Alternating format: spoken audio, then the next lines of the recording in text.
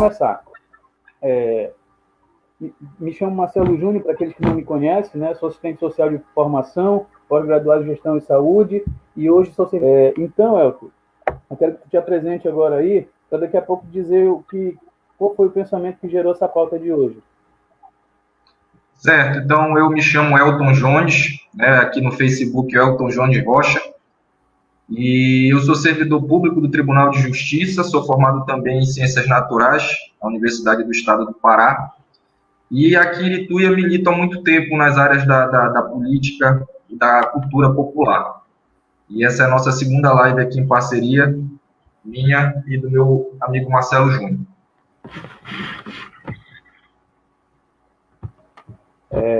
Pessoal, é o seguinte, nós escolhemos aqui esse tema quando eu tive a ideia de nós gravarmos algumas lives nesse período político para tratar da relação política, né, com o amigo Elton, ao convidá-lo, eu tive a intenção de bolar alguns temas que às vezes é muito corriqueiro no dia a dia, só que pouco debatido, pouco aprofundado. E muitas coisas são tomadas como verdades, né? Sem que a gente faça uma análise um pouquinho mais minuciosa, um pouquinho mais profunda. E aí nasceu a ideia e nós estamos hoje aqui com a segunda live. A primeira se encontra aqui no Facebook e também lá no canal Sob a Luz das Reflexões, no canal do YouTube. E essa aqui é a segunda, e vocês estão vendo aí o tema que está na tela, Ditados Populares e Política, dissecando os mitos. Nós hoje separamos 7 ditados populares que a gente vê corriqueiramente nesse período político, para nós estarmos dialogando, para nós estarmos aprofundando esse olhar sobre esses mitos. A gente acredita que é mito, por isso que é dissecando os mitos. Afirmando que esses ditados que a gente vai analisar, com toda certeza eles influenciam bastante. Tem algumas frases aí que circulam no meio social, e às vezes a gente pensa que ela é inocente, né, Marcelo? A gente pensa que determinadas frases, que determinados ditados, eles são inocentes, mas que não. E é justamente isso que a gente quer conversar hoje.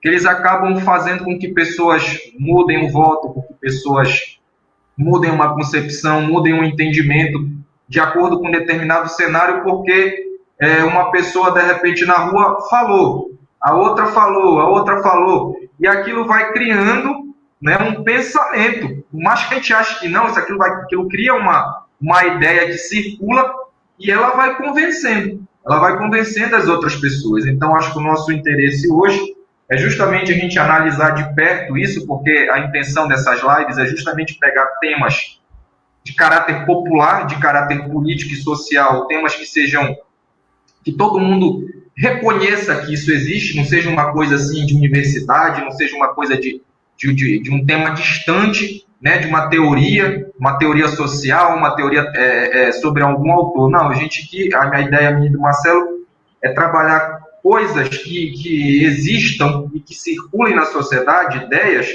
que todo mundo diz assim, é verdade, eu já ouvi isso mesmo, mas eu nunca parei para pensar. Então, esse é o nosso objetivo.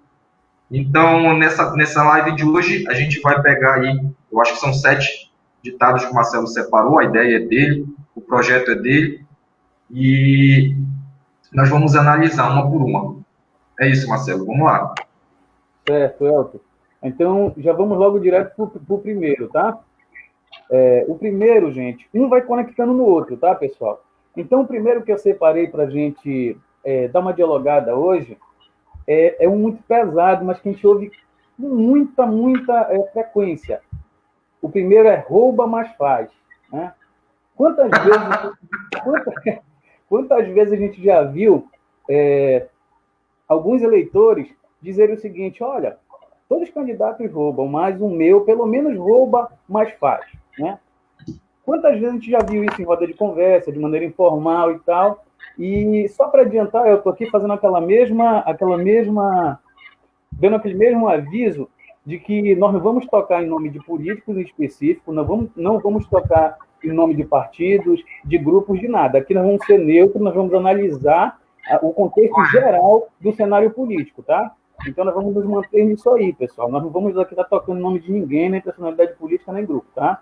Só para relembrar como é que é o nosso trabalho aqui, como é que é a nossa direção aqui, a metodologia aplicada por nós. Então, voltando para o roubo a mais faz, né? Quantas vezes a gente já não viu, essa situação?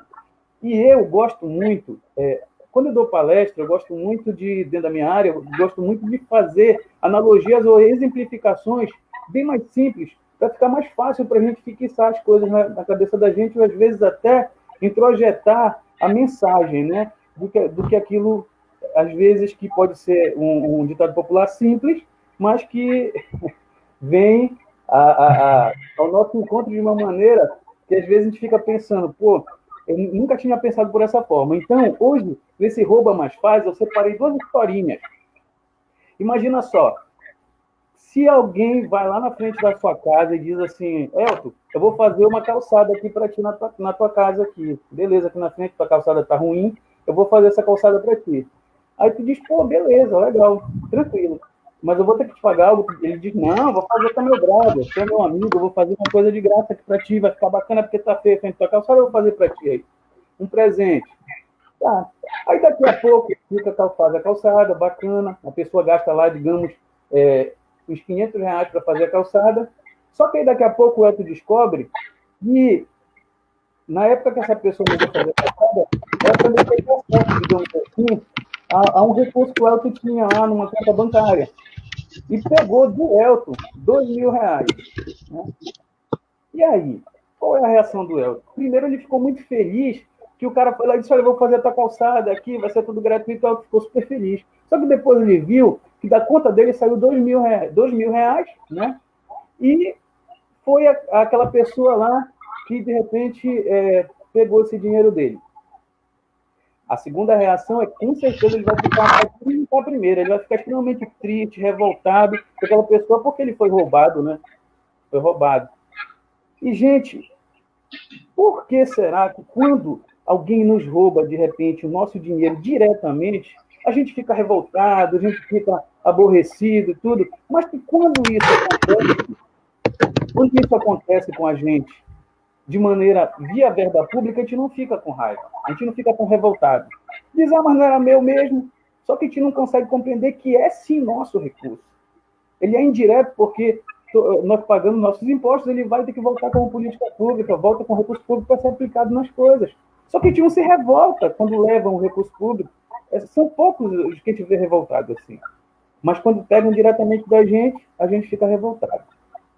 Segundo exemplo nisso, já para passar para ti, é aquela mesma situação. O Elton tem um vizinho dele, né? Ou então agora eu tenho meu vizinho e eu tenho laranjal no meu quintal. Eu sempre te dei esse exemplo nas nossas conversas em particular.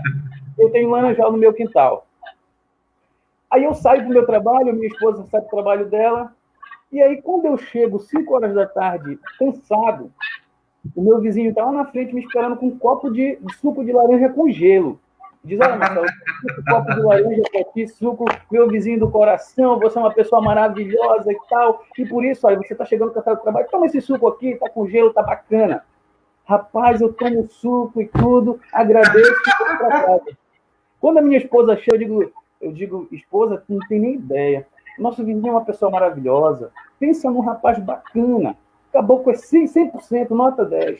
O que foi? Rapaz, tu acredita que eu cheguei cansado do trabalho, ele estava me esperando com um copo de suco, com gelo e tudo mais, rapaz. O cara é bacana demais. Pensa num caboclo bom.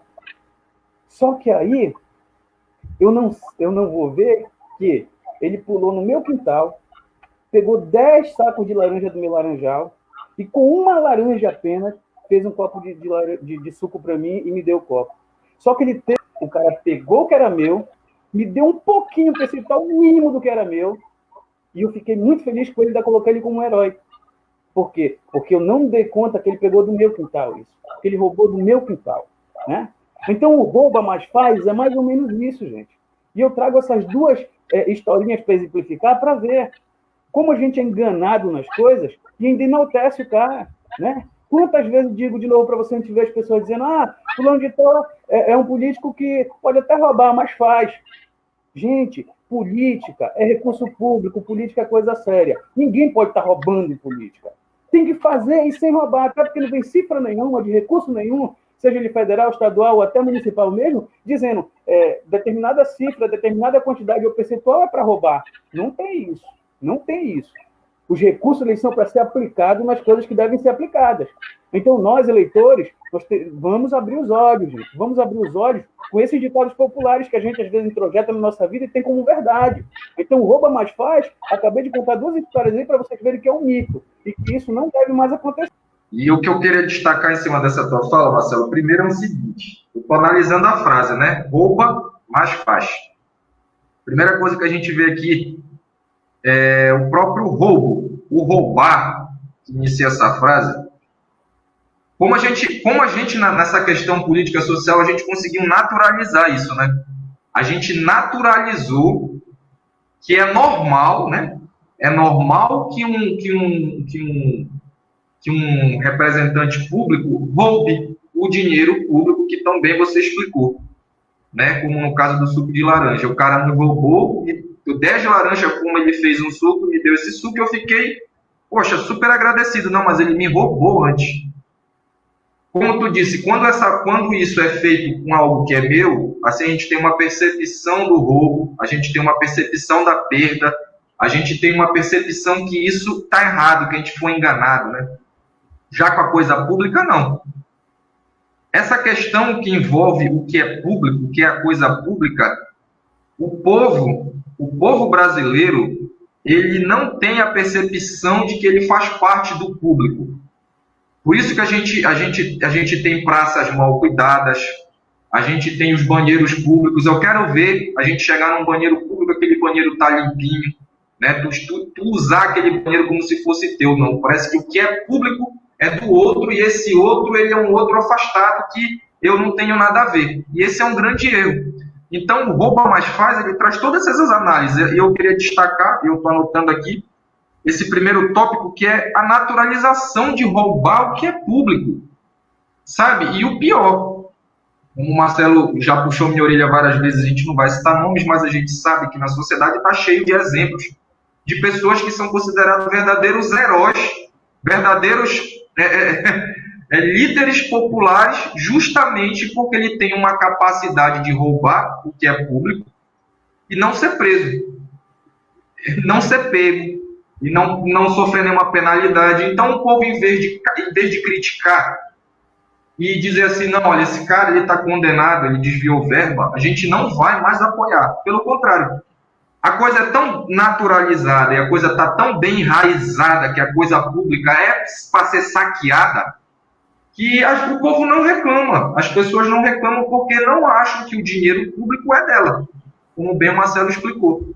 Então, assim, o Rouba Mais Faz nada mais é do que a gente passar a aceitar, porque essa é uma realidade, e a gente passa a aceitá-la. Isso. Vamos passar para um outro aqui, que é o número 2 de hoje. Filho de peixe, peixinho é. Quando eu ouço esse ditado popular, filho de peixe, peixinho é, me vem um turbilhão de coisas na minha cabeça. Tá vendo? Me vem um turbilhão de coisas na cabeça. Filho de peixe, peixinho é. Primeiro, vamos lá pela coisa mesmo do natural. Certo, eu concordo. Filho de peixe, peixinho tem que ser mesmo. Não vai ser outra coisa um filho de um peixe que não um peixinho. Um filho de um cachorro, um cachorrinho, né? Um filho de um papagaiozinho pequeno, né? Filho de carneiro, carneirinha, e assim sucessivamente no reino animal. Então, filho de peixe só pode ser peixe, não pode ser outra coisa. Agora, gente, vejam só. Quando se trata da raça humana, nós temos uma coisa que os outros animais não têm, que é a questão do intelecto, a questão do pensar, do refletir, do fazer. Eu penso agora uma coisa, daqui a 5 minutos, dependendo do que aconteça aqui no meu ambiente, eu posso estar pensando coisas diferentes, né? Então, eu afeto a realidade social e sou afetado por ela todo o tempo. Os peixes não, os peixes são nada, eles só sabem ser peixe. A árvore faz fotossíntese, dá os frutos e tal. Então, o reino ali da natureza, ali das árvores e também dos animais, eles só podem ser o que são. Nós, seres humanos, não. Nós, seres humanos, nós temos de infinitas possibilidades. E aí eu digo para você, às vezes, nós, seres humanos, e eu já digo que, para nós, esse ditado popular, filho de peixe, peixinho é, Às vezes, muito na política quer dizer o seguinte: fulano de tal foi um bom governador, fulano de tal foi um bom prefeito, fulano de tal foi um bom vereador, e o filho dele agora ele já se aposentou, ele não quis mais, então está impedido pela justiça, e o filho dele agora é o candidato. Né? Então, bora lá, que nós vamos em cima do filho dele, porque se ele foi bom, o filho vai ser bom também, e assim sucessivamente. Tem muito disso. E eu já digo que é mito, por quê? Porque nós não temos como dizer que um ser humano pensante vai seguir a mesma ideia do outro ser humano. Quantas e quantas vezes nas nossas realidades que a gente já viu, o pai ou a mãe foram gestores, né? E o filho não seguiu a mesma linha, né? O filho não seguiu a mesma linha, para o bom ou para o ruim, tá entendendo? Para o bom ou para o ruim, não seguiu a mesma linha.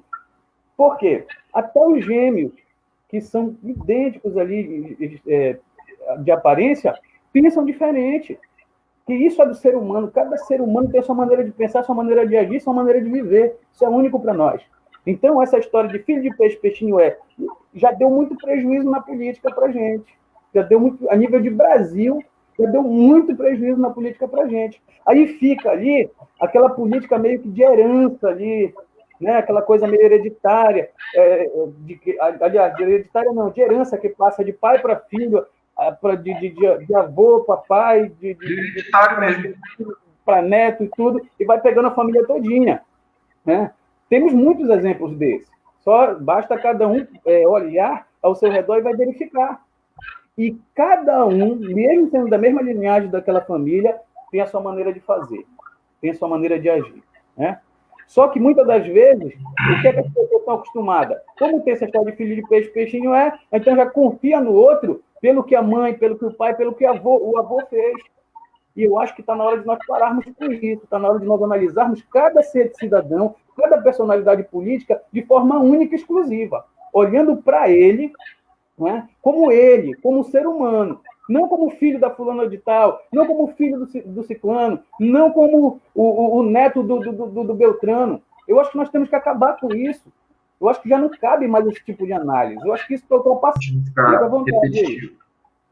Então, nessa frase desse filho de peixe, peixinho eu destaquei aqui várias palavras que estão embutidas nesse ditado, né? O filho de peixe, peixinho que eu concordo plenamente contigo, que a gente deveria fazer análise, a política, ela deveria ser feita, na minha concepção idealista, né? A gente analisar justamente a história da pessoa, a história de luta dela na sociedade, o que ela representa, qual a bandeira dela de luta social, para a gente sim escolher. Né? Então, quando a gente fala o filho de peixe, peixinho tu corta tudo isso. Tu corta tudo isso e aí tu passa a fazer uma análise que é qual? Justamente, nós vamos votar nesse cara aqui porque ele é filho de fulano, ele é filha de Beltrano. Então, o indivíduo em si, que se apresenta como candidato nesse determinado momento, não importa, não interessa. A gente já não vai fazer essa análise que eu acabei de falar. Já não importa de onde ele veio, quem ele é, quem ele representa, qual é o passado dessa pessoa, o que ele fez para ser quem é hoje, da onde ele veio. Então, a partir do momento que a gente acredita que o filhinho de peixe, peixinho é pro bom e pro ruim, pro bem e pro mal, tu corta a análise, Marcelo. Tu deixa de analisar o indivíduo e vai para essa questão da hereditariedade que tu falou, bem falado. Então, é um absurdo a gente achar... Vamos num bom exemplo. Vamos aqui pensar num bom exemplo. Que nós tivemos um determinado ótimo prefeito e, com o tempo, esse cara foi eleito uma vez, foi eleito duas vezes e aí sai. E a política ela é muito dinâmica. E aí outras coisas vão acontecendo, ele envelhece, etc. Ou por alguma questão de saúde ele não pode vir, ou por um impedimento legal ele não pode vir. E ele vem e indica o seu filho ou filha. Essa pessoa, o eleitor não é capaz de parar e analisar e dizer, espera aí, mas quem é essa pessoa, meu Deus? Quem é? Tá, ele é filho de fulano, mas quem é ele? O que ele pensa? O que ele representa? Eu acho que aí que fica a questão do filho de peixe, peixinho, é que não é verdade. Não é porque, de repente, nós tivemos um bom prefeito, quer dizer que o filho dele vai ser um bom prefeito também. Porque é assim que as pessoas entendem. E isso eu falo, tanto por bom quanto por ruim, porque às vezes o que é ruim para a gente, na nossa análise, não é ruim para o outro, né? Então o outro segue repetindo, não importa que ele é o que ele faz. O importante é que ele é filho de fulano. Então, o filhinho de peixe, peixinho é nada mais que esse repasse hereditário mesmo, Marcelo. É herança. O indivíduo que é filho, que é parente, que é primo, ele recebe uma herança, ele recebe um status político desse outra figura que veio antes dele. E ele em si, não importa. Não importa o que ele é, o que ele faz. Importante que ele veio de alguém grande, de alguma figura que lhe deu esse status, ele ganhou. Aí eu penso nas pessoas que militam fora dessas bolhas de poder, que tem ali 10 anos, 15 anos de luta, né, defendendo questões sociais, que nunca conseguem se eleger, nunca conseguem chegar, porque eles não têm esse status econômico, ele não tem aquele sobrenome, entendeu? Ele não tem uma herança econômica que sustente uma campanha. A gente sabe que a política real, a política que acontece na cidade, ela é dura. Ela desanima os idealistas. Por causa disso. A gente está aqui há 15 anos batalhando, aí o fulano vem. Aparece o fulano, filho, parente de um figurão. Cara, o povo não quer saber, ele quer saber o figurão que está atrás que importa. Sabe, às vezes o figurão já é outra coisa, já é deputado, aí quer empurrar o prefeito. Então ele já está com cargo de deputado, de senador, ele já é presidente, aí um filho é vereador, o outro filho é deputado, o outro filho é senador. Tá entendendo? E as pessoas não analisam. Eles olham para a figura de poder que está atrás. Contigo, Marcelo. Elton, e quantos exemplos, né, a gente pode observar, de quantos e quantos exemplos a gente pode observar nesse nosso Brasilzão de famílias ali. É uma vida na política. Já não tem mais nem função ali, eu acho que fora. A função a principal função é de político, né? E é família de política tradicional, né? Eu acho que enquanto nós estivermos nesse tipo de modelo político, as coisas não vão funcionar tão cedo, sabe? Eu acho que vai ser muito complicado as coisas virem a funcionar enquanto nós não quebrarmos esse olhar, quebrarmos esse paradigma de que não, a família tal, que é a família boa, porque eles mandam, porque eles são isso, são aquilo outro, e torna e deixa, né? Então, eu acho que nós precisamos mudar isso aí, essa visão, porque senão a coisa talvez não funcione, né? Vamos passar aqui para o terceiro. O terceiro ditado popular que eu separei aqui. Muitas pessoas devem ter ouvido a história de político em cima de palanque dizendo: olha, eu sou igual massa de pão, quanto mais bato, mais eu cresço. Olha, companheiros, meus queridos, eu vou dizer uma coisa para vocês. Quando eu estou embaixo como eleitor, né, dizendo que nessa, de novo, a gente não é candidato, nem eu, nem o companheiro Elton que é candidato a nada, a gente é sempre os eleitores analisando as coisas. Quando eu escuto essa, né, sou igual massa de pão, quanto mais bate, mais eu cresço, eu já desconfio logo, porque veja só, ele não tem que ver de onde estão vindo essas batidas, né? Quem é que está batendo? Quem é que está batendo no cara? Tem que ver, porque na maioria das vezes não é uma batida literal. Ninguém está lá dando porrada nele, graças a Deus, porque a política deve ser feita sem violência, né? Nós repudiamos todo e qualquer tipo de violência. Eu acho que política é a arte do diálogo, é a arte da conversação, e violência não cabe. Mas quando ele diz que quanto mais batem nele, mais ele cresce, e tem que ver se quem está batendo, porque eles reclamam muito, às vezes, dos órgãos de controle. Os tribunais de conta, que rejeitam contas, que isso vem a público, e todo mundo está sabendo, e aí eles se sentem mal, acham que estão sendo perseguidos, e algumas vezes, né? Ou então, às vezes, é oposição lá mais contundente, oposição com várias provas de denúncias feitas contra a pessoa, processos, respondendo processos e tudo, né? A níveis aí de município, estado ou federal, né? Então nós temos que ver quem é que está batendo. Quem é que está batendo? E essa história. E o pior de tudo, Elton, não é só, quanto mais me bato, mais eu cresço, e o candidato falando isso lá em cima. Porque ele está lá com aquele jargão, está naquela emoção e falando. É quando o eleitor reproduz isso. Olha, meu candidato, eu ouvi muito isso na rua. Meu candidato, rapaz, pode bater, lá igual uma de pão, lá. Quanto mais bate, mais cresce e tal, aquelas ondas todas, né? Então, quando o eleitor reproduz isso, é que traz para cá dos ditados populares. Esse torna um ditado popular. Porque o cidadão lá em cima, ele pega, começa a falar isso, e aqui embaixo a turma pega e replica isso no dia a dia. Né? E aí vira um negócio, aí veja só, estão batendo no cara muitas das vezes, porque ele está respondendo processo, porque está sendo denunciado de alguma coisa e tal, aí ele diz que estão batendo nele. Ele quer transformar, veja só, um negócio que é ruim para ele, né? Um negócio que é ruim, são as denúncias e tal, numa coisa como se ele tivesse um grande herói. Não tem problema não, pode mandar, a gente se defende, a gente sabe o que a gente faz, a gente só cresce com isso aí e tal. Eu acho que não é assim. Eu acho que, de novo, eu digo, nossa classe, que são a classe dos eleitores, tem que começar a prestar atenção nisso, gente. Quando a gente vê lá os candidatos com essa história, estão me batendo, mas isso só serve para a gente crescer, porque não jogam... tem mais um aí, que encosta muito bem nessa, que ninguém joga pedra em árvore que não tem fruto, não sei o quê. Isso aí, gente, veja só, se o ser humano está no sistema político e ele é correto e tal, ele não precisa estar usando esses jargões, porque ninguém vai estar batendo em alguém que está fazendo o seu papel. Se o cara é vereador e está fazendo o papel dele direitinho, não tem nada ali contra ele, está fazendo tudo certo, não tem que ninguém está batendo nele. Ninguém vai estar criticando.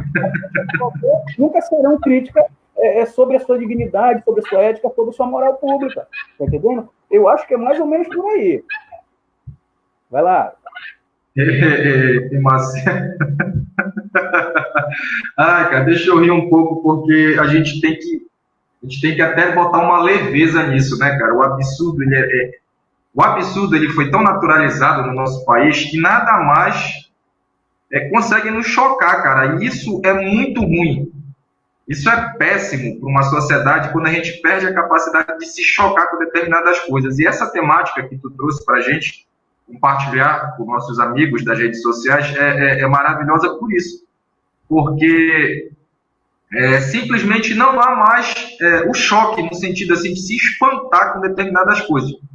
Rapaz, o cara que cresce, quanto mais ele apanha, cara, é muito óbvio que ele não está apanhando por coisa boa. Oh, meu Deus! Eu vejo esse ditado muito ligado com o primeiro do Rouba Mais Faz. O cidadão que se desmassa de pão, ele é o mesmo cara, é o mesmo cabra que o povo glorifica como o Rouba Mais Faz. Né? Eu acho que eu até me lembrei que eu ia falar do Rouba Mais Faz ainda agora. É que, só um parêntese, o Rouba Mais Faz, Marcelo, é o seguinte, eu tenho até comentado aqui com meus amigos que a gente está tão ruim, a gente está tão carente de representantes políticos éticos, decentes, que nós já estamos até com saudade dos políticos classificados como rouba mais faz. Porque os caras agora, eles só estão roubando. Os caras agora, eles passam 4 anos no poder e não deixam nada na cidade, bicho. Então, é até um saudosismo daquela categoria que eu acho que já está ultrapassada, Marcelo, do rouba mais faz. Eles são uma categoria ultrapassada. O negócio está tão ruim que agora não se faz nada e só se rouba. E mesmo assim, esse cara continua sendo tido como um líder, como o cara a ser respeitado, como o cara que é o bonzão, que vai ter o filhinho de peixe, que vai continuar sendo a massa de pão que fica apanhando e só cresce. E por que ele apanha e cresce e não diminui? Porque o Estado brasileiro, ele não pune. A justiça brasileira pune pouco o político corrupto. Tudo que há de brechas na lei, tudo que há no direito, que deveria servir para todos os cidadãos, só serve para nossas classes dominantes.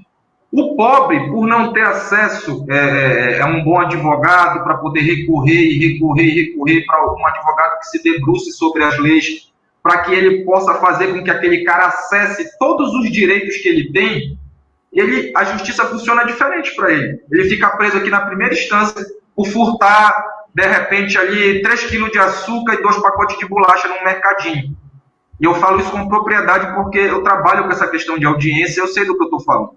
Então, aquele pobre que rouba ali, para sobreviver, eu não estou dizendo que ele está certo, mas eu me ponho no lugar dele. Quando ele rouba um mercadinho, que ele rouba uma comida, se ele for pego, ele vai preso uma vez, aí ele tem a liberdade. Se ele for preso por segunda vez, ele repetir esse crime de furto, ele está no presídio. Já a nossa classe política, por que ela é uma massa que quanto mais ela apanha, quanto mais ela é criticada, quanto mais a gente diz, olha, fulano está condenado por crime de probidade, fulano está com uma denúncia, ele está sendo investigado. Por que essa massa de pão ela cresce? Porque ela é impune. Essa massa não cresceria, esse pão aí, esse pão não era para crescer, se a justiça brasileira fosse dura e fizesse com que a nossa classe política corrupta respondesse pelos seus crimes. A gente está cansado de ver no noticiário investigações, condenações, o cara recorre, aí o processo fica parado 10 anos, fica parado 5 anos, e ele não é punido. Então é por isso que esse cara aí, que é a massa de pão, ele só cresce, porque a impunidade faz ele crescer, Marcelo. É a impunidade que faz essa massa crescer. Então tu pode bater que não acontece nada. Ele cresce, entendeu? Acontece, ele rouba, ele falha, denúncia, é uma denúncia, é 2 investigações, 3 é uma condenação. Ele está solto. E o pobre, se roubar ali qualquer... Aqui, tá? Vamos lá. Agora vamos para o número 4. A ocasião faz o ladrão. Já ouviram falar muito disso? Por aí pela rua eu já ouvi demais. Toda vez que tem uma situação, não. A ocasião é que faz o ladrão.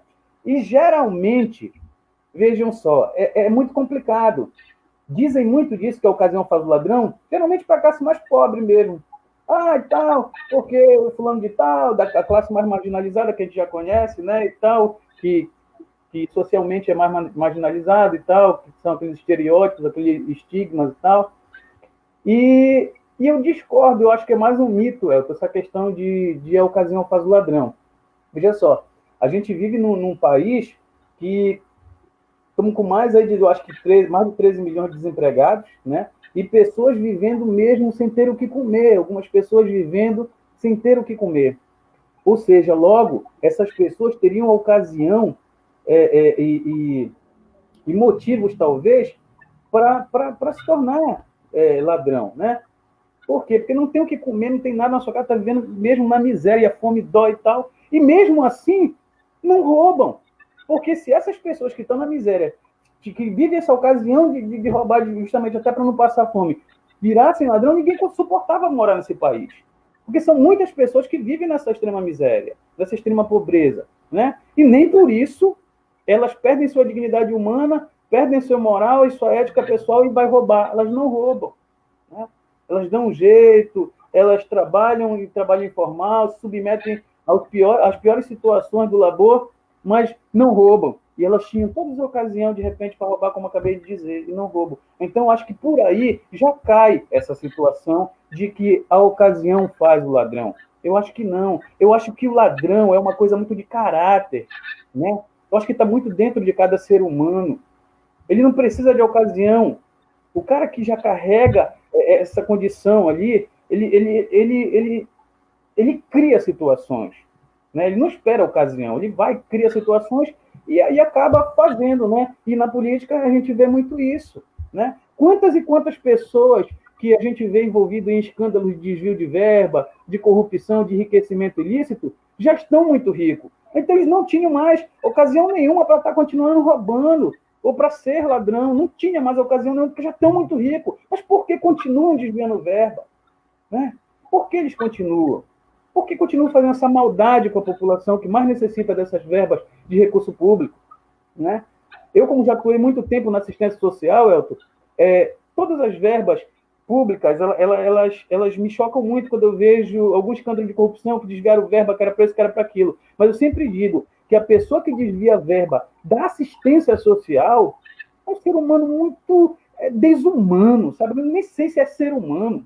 Porque ali, essas verbas da assistência social, elas são para trabalhar a camada mais pobre, mais sofrida da sociedade, sabe? E o cara vai lá e já pega... E são poucos os recursos que vêm para a área da assistência, né? São poucos os recursos que vêm, e o cara ainda desviar recursos da assistência social é uma maldade muito grande. E aí, se existir a condição de céu e inferno, eu não acredito nunca que um caboclo desse possa, pelo menos, passar na calçada do céu. Tá entendendo? Se existir essa ideia de inferno e de céu. Porque é uma desumanidade muito grande. É tu tirar da boca daquele que não tem o que comer, que era o mínimo que tu deveria fazer por ele, tu vai desviar esse recurso lá desta política pública. Olha, gente, eu vou te falar uma coisa. É difícil, tá complicado mesmo entendermos essa questão aí da ocasião faz o ladrão. Tanto para pobre, que tem todo dia uma ocasião, né, repito, que vive lá nessa condição de extrema pobreza, mas não faz, mantém sua dignidade, se vira de outro jeito, como também do político desonesto, que já tem muito dinheiro, que já tem muitos bens e continua fazendo esse tipo de situação, certo? Então, eu acho que é isso. Até eu passo para ti agora fazer algumas... Certo. Ocasião faz o ladrão. Assim eu vou me ater à questão política. Eu ainda acredito, eu ainda sigo na linha de pensar que essa ocasião que faz o político ladrão, ela está totalmente abraçada à impunidade. Porque quando o cara ele chega no poder, existe toda uma teia, existe todo um esquema esperando por ele. Até mesmo, Marcelo, o cara que chega com boas intenções, um cara assim que a gente confie, que venha de uma boa história, ele vai ser, qual é a palavra? Vão tentar corrompê-lo. A estrutura corrupta vai tentar corromper esse cara. Então, uma pessoa que já não tem uma formação de casa, que trouxe ao longo da sua história uma formação ética, moral, uma formação honesta, uma formação humana, firme e forte, possivelmente ele vai ceder às tentações da corrupção. E a ocasião disso vai ser toda a estrutura. Toda a estrutura. A empresa que vai fazer a nota fria, o esquema de licitação que a mesma empresa tem 5 empresas, então já está tudo amarrado. O esquema é muito antes de licitar, já tem as fatias divididas do bolo. Da questão da Petrobras, já vem desde a década de 80, que eles tinham um escritório. Isso é fato público, Marcelo. Isso é um fato público, é coisa julgada. É coisa julgada. Eu quero exemplificar que a estrutura de corrupção é que faz o ladrão. Sim. No sentido assim, claro, não vou dizer que todo cara que chegue lá vai se corromper. Por isso que eu volto a minha fala e dizer assim, que se tu não chegou lá com uma formação ética e moral, uma estrutura familiar, tu tivesse um pai, uma mãe e uns parentes que te ensinaram o que é ser honesto, o que é ter um nome a zelar, o que é entender que o dinheiro público ele é um dinheiro que vai ser usado diretamente para combater as desigualdades sociais, tu vai te corromper. E a ocasião, justamente eu vejo como a impunidade da justiça e como a estrutura ela está montada. A gente não pode ser ingênuo de achar que não está. Está. Em qualquer município, em qualquer parte do Brasil, existe uma estrutura para roubar o dinheiro público. Então vai depender muito, muito, muito da pessoa que a gente vai escolher para ocupar esse lugar de gestor, Marcelo. Porque as facilidades para se desviar o dinheiro público é enorme. Todo dia no jornal a gente tem escândalo. Tá me entendendo? Então eu acho assim, que se a pessoa que chega no poder não tiver um caráter bem consolidado, sabe, não tiver uma formação humana de verdade, uma formação em que ele tenha uma empatia muito grande pelo outro, Marcelo, ele não tem pena de roubar o dinheiro da promoção social. Não é só da promoção social. Vamos pensar aqui, Marcelo, no dinheiro da saúde, cara. O dinheiro que vai cuidar da pessoa, ela está no pior momento da vida, que é o momento que ela está doente. Aí a gente pode pensar em doenças hipergraves como uma doença um pouco mais leve, que tu chega no hospital, não tem um remédio, não tem um médico, não tem uma sala mínima, uma estrutura mínima para cuidar ali de um cara que sofreu um acidente de moto. Tá entendendo? Não tem verba pública que seja compreensível que seja roubada, porque toda a verba pública ela vai ser direcionada para o público. Só que o cara que a gente geralmente escolhe para ir lá cuidar dessa verba, ele não é um cara de confiança. Passa a palavra. Verdade. Pois bem, agora nós vamos para o número 5. O ditado popular número 5 que eu escolhi que eu observo muito em palanques de novo, principalmente quando vão se prestar conta de alguma coisa que estão cobrando muito. Estão cobrando ponte, estão cobrando criação de hospital, estão cobrando uma construção de uma creche. Quando vamos falar de construção e tal? Aí eu escuto muito da classe política a história, principalmente daqueles que se elegeram e que quem estava no poder era o seu opositor. Né? Porque quando há uma sucessão do mesmo grupo ali no poder, a gente quase não ouve isso. Mas quando uma turma ganha o poder, que o outro que estava lá era oposição, aí vem o ditado popular. Calma, gente, calma. Estamos arrumando a casa. E aí fica os 4 primeiros anos do mandato todinho com essas histórias. Não, mas nós estamos arrumando a casa. Porque quando nós pegamos aqui, o governo estava muito esculhambado. Porque o gestor, a gestora fulana de tal, do passado, aí deixou as contas todas arrombadas, deixou muita dívida, deixou tudo bagunçado, e nós estamos arrumando a casa. Então, calma. Então, todas as vezes, quando não se tem desculpa ou saída para justificar a não implantação de uma obra, a não construção de uma obra, geralmente vem essa história de que estão arrumando a casa, Mas isso nunca acaba, isso nunca vai acabar. Nunca termina essa história de arrumar a casa. São 4 anos a gente ouvindo a mesma coisa, nesses casos de políticos que pegam, uma prefeitura, um prefeito que pega uma prefeitura de uma oposição. Aí 4 anos falando isso, nunca termina de arrumar essa casa. Que casa difícil de arrumar é essa? E o pior de tudo, Léo, tá arrumando a casa, o outro deixou dívida, o outro deixou coisa, desviou recurso, não sei o que e tal. E cadê os processos? Por quê? Tu não abre isso porque tu não denuncia o ex-gestor? Tá entendendo? Aí não há uma denúncia do ex-gestor. Tá, mas ele deixou tudo esculhambado, por que tu não denuncia ele? Por que tu não denuncia ele para que ele vá pagar pelo recurso lá mal aplicado ou desviado, sei lá? Não, a gente pouco vê isso. Porque eu queria que dissesse, não, estou arrumando a casa, mas está aqui. Já abrimos 10 processos aqui, denunciamos o ex-gestor por isso, por aquilo. Entendeu? A gente não vê isso. A gente só vê simples e o povo aceita.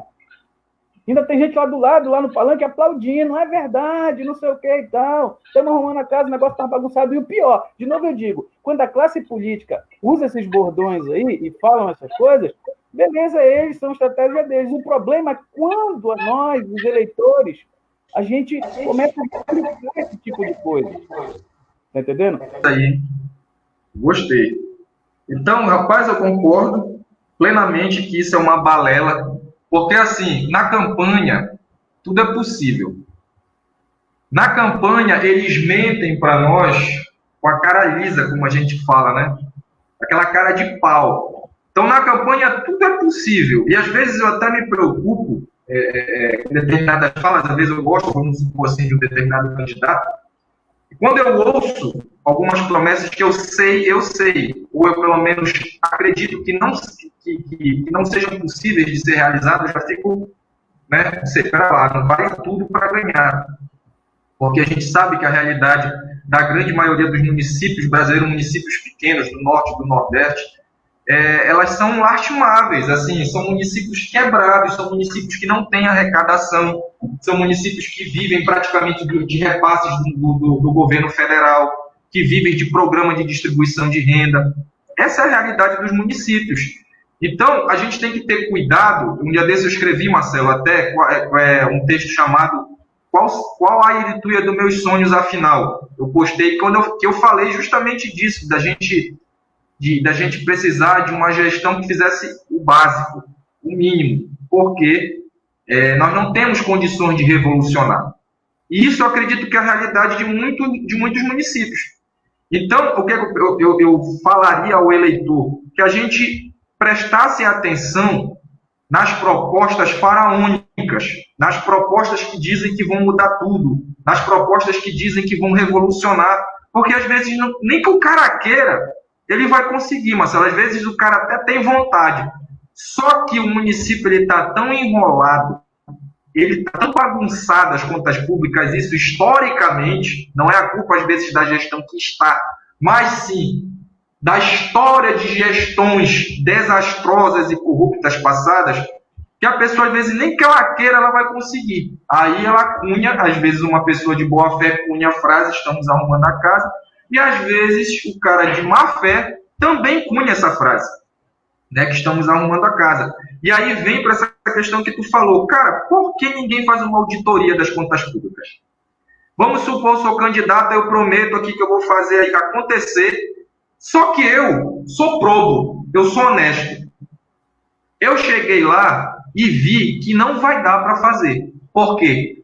Porque as contas do município estão enroladas, o dinheiro que entra não dá, não vai dar. E realmente eu vou ter que arrumar a casa, Marcelo. Realmente eu vou ter que fazer, eu vou arrumar a casa. Só que para esse ditado valer, eu tenho que abrir essas contas, cara. O cara tem que abrir essa caixa preta, ele tem que fazer uma auditoria. Olha, pessoal, está aqui a auditoria, eu estou pegando o município. Exatamente isso, é o que eu falei. Tudo bem, se é muito verdadeira essa história do eu estou arrumando uma casa e tal, mas abre as contas. Faz ali um orçamento público, ali uma discussão de orçamento público, de quanto entra, de quanto está sendo as despesas e tal, né? Justo! Joga limpo para a população. Aí a gente se revolta, e por isso que essa frase está aqui, estamos arrumando a casa, porque a gente sabe que ela sai para a sociedade de forma hipócrita. É hipócrita porque o cara não está arrumando a casa, porque ele não vai denunciar. Ele não vai dizer que a casa está bagunçada para a justiça. Ele fala para o povo. Ele vai falar para o povo, ele vai falar num discurso, ele vai falar numa reunião da comunidade, olha, a casa está bagunçada, o gestor passado deixou muita dívida, denuncia. Não está errado, é isso que o Marcelo falou, tem que denunciar. Aí, bem, se eu sou um cara honesto, que realmente queria fazer, mas não vou poder fazer porque a casa está bagunçada, eu vou apresentar para a sociedade. Olha, sociedade, vem cá. Olha como eu peguei esse município, olha como eu peguei esse estado, olha como eu peguei esse país. Eu peguei esse país devendo tanto, de conta tal, devendo para tal coisa. Abre. Eu vou precisar de 2 anos para ajeitar isso aqui, para conseguir equilibrar, para daí ver se eu inicio e faço alguma coisa. Bicho, essa transparência, que sim, aí eu aceito. O cara diga, estamos arrumando a casa. Mas se ele for transparente, se ele falar que nós estamos arrumando a casa, mas continua com as contas públicas obscuras, o barco está enchendo, pula para cá, todo mundo está pulando para cá, tem até música, né? Olha, eu só penso aqui na capacidade que os grupos de poder têm de fazer qualquer tipo de aliança para se chegar no poder, né? A questão aqui, dessa história de barco, é justamente aquelas uniões que os grupos políticos fazem, inimagináveis, porque hoje no nosso país é assim. Eu espero que essa fase já esteja passando. Vale tudo para ganhar. Figuras que eram inimigos mortais políticos a vida inteira, quando vai se aproximando a eleição, então ao longo do tempo já perdeu várias vezes e aí o cara quer chegar, se unem. E essa união a qualquer custo, a qualquer preço, passando por cima de qualquer uma outra questão ética, por qualquer tipo de princípio, visando apenas o poder, é que se chega nessa história de pula para cá. Esse pula para cá, Marcelo, pula quem quiser, vem, se une que a gente vai ganhar, né? Então, eu acho que tem até 2 visões aí. Existe uma visão do povo, do eleitor, que o grupo ele quer conquistar, diz assim, olha, vem para cá, que nós vamos ganhar. Se tu votar aí, tu vai votar errado, tu vai perder teu voto. Aquela história do perder voto que a gente já tinha até, não sei se a gente vai analisar essa frase. Mas cai nisso, no eleitor é isso de não querer perder voto, então ele acaba pulando pro barco, né, que está ganhando, que vai ganhar, que é o barco que está cheio. E para o político, essa história de pular para o nosso barco é justamente as alianças que se faz. Eu vou para o fulano que é o grupo mais forte. Essa vez quem vai levar é o grupo X. Então nós que somos aqui do grupo A, vamos com o grupo X. É ele que vai atravessar. E isso vai enchendo o barco. E aí cai nisso que tu falou, às vezes... Antes de assumir o poder, o barco já está afundando. Porque foi uma união tão maluca que se fez para querer ganhar, uma união passando por cima de tudo e de todos, que às vezes o barco nem zarpa realmente, ele afunda no início, é só fofoca a gestão. Passo para ti. Tá. Elton. Já. Então, para encerrar esse último bloco, ele não vai ganhar porque não tem dinheiro. Isso é uma realidade corriqueira, principalmente em município pequeno, mas eu acho que até em município grande. A gente sabe que na política, infelizmente, o poder econômico ele é muito decisivo. Não só na política, Marcelo, é com tristeza que eu te falo isso, que essa sociedade que a gente está vivendo um momento do sistema capitalista muito cruel, né? Que a gente tem o dinheiro como Deus soberano, que pode tudo, que compra tudo, né? Compra amizade, compra amor, compra os bens materiais, compra prestígio. Hoje as pessoas não analisam se a pessoa, de onde veio o dinheiro. O importante é que a pessoa tenha dinheiro. Então isso é muito triste. Isso é muito triste porque a gente verifica que lá nos Estados Unidos o Trump, por exemplo, foi eleito e ele era o que o Trump era? Um mega empresário que recebeu uma herança de família. E o cara só tem ideias absurdas e está aí. Ele é presidente de uma das maiores potências econômicas do mundo. E a gente tem o nosso meio ambiente sendo destruído, as pessoas que negam o aquecimento global, tudo em função do quê? Por que eu estou falando isso? Tudo em função do dinheiro. Então, quando tu chega para uma campanha em que a população despreza, teoricamente, o melhor candidato, por tudo isso que tu falou, a gente chega a uma conclusão sistêmica, uma conclusão de um momento em que o mundo põe o dinheiro realmente sentado no trono de Deus, sabe? O dinheiro é o mais importante. O dinheiro está acima de tudo, o dinheiro está acima de qualquer ética, o dinheiro está acima de qualquer religião, está acima da família, está acima do outro. Então, quando a gente despreza o melhor candidato porque a gente diz que ele não tem dinheiro, isso é um reflexo da ideia de que o dinheiro é a melhor virtude hoje do ser humano, e não importa de onde esse dinheiro vem. Então, as pessoas querem estar perto das pessoas que têm dinheiro para pegar ali a migalha mínima que seja. A pessoa quer estar ali, às vezes, junto do grupo mais forte, porque aquele grupo mais forte faz festa, aquele grupo mais forte paga a cerveja, aquele grupo mais forte dá a gasolina. Tá entendendo? E isso vai encantando as pessoas, isso vai encantando, vai fazendo com que as pessoas... O cara tem um carrão, o cara tem uma Hilux. Infelizmente, os bens materiais, ele enche os olhos, né? Ele enche os olhos. O cara abre a boca, ele não entende nada, ele não sabe nada de política pública, ele não conhece nada da história do município, ele não sabe nada da cultura do povo, ele não conhece nada de problemas da educação do município, do estado ou do Brasil, mas ele tem dinheiro. E as pessoas abraçam isso. Me dá uma tristeza muito grande, Marcelo, que para mim isso é nada mais, nada menos do que o reflexo de uma miséria, tanto material quanto cultural da nossa sociedade brasileira. A partir do momento em que todas as coisas passam a ter preço, todo mundo perdeu, cara, porque aí as virtudes que sempre foram cultuadas, como a honestidade, como a honra, como a empatia, como a compaixão, elas perdem o valor, porque o valor real que se defende hoje em dia é o valor econômico. Então é triste ver isso, é triste ver que as pessoas preferem e sempre vão eleger quem tem mais dinheiro. É isso.